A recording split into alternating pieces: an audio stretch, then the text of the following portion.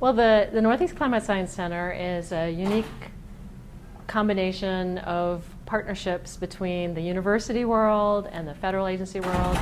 I work for the Department of Interior, specifically the U.S. Geological Survey, and reaches out in terms of bringing in both the next generation of scientists to work on climate science projects, as well as reaching out to stakeholders. And in our case, the stakeholders are those natural resource and cultural resource managers.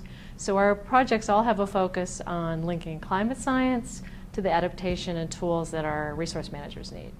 It's a whole variety of questions, and that's part of what we're learning too, is how to frame those questions. Turns out to be as important as the science that you're going to bring to bear.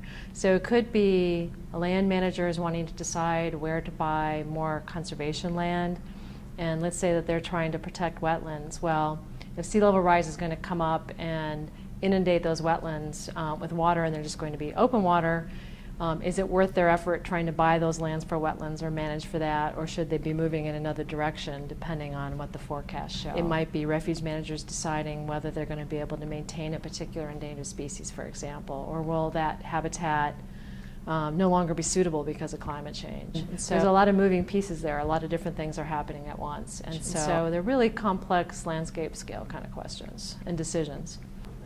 Well, some of the things that we're doing are looking at stream temperatures and stream flow all across the domain of the Northeast Climate Science Center, which goes from Maine to Minnesota to Missouri and off to back to Virginia, which is a big area, of course. But if you think about all the ways in which streams and rivers can respond to climate change, both in terms of temperature, flow, when they have peak flows, when they might dry up, all of the aquatic resources like the fish and salamander species and all the other species that depend on them could be impacted by climate change. And this is something that the Climate Science Center started with early on and is building as a project.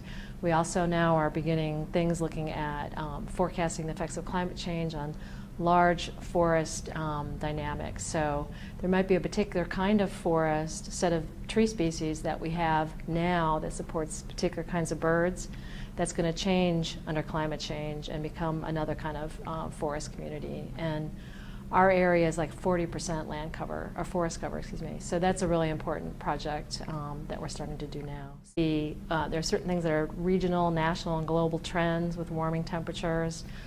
Certain areas becoming hit by more prolonged drought. Other places might have floods, and certainly extreme events, like extreme weather events like the hurricanes. And actually prolonged drought is really an extreme event too, are the kinds of things that we're trying to predict. But you're exactly right, it's all about adaptation. It could be that that's changing how engineers design stream culverts, road crossings. It could be how refuge managers decide which direction they're going to want to buy their next conservation land in, give up on certain areas, move to other areas. So it's all about trying to understand those relationships and make those decisions along the way that help us get to our goals. We're all about connecting to our stakeholders, and that's what's unique about the Climate Science Center.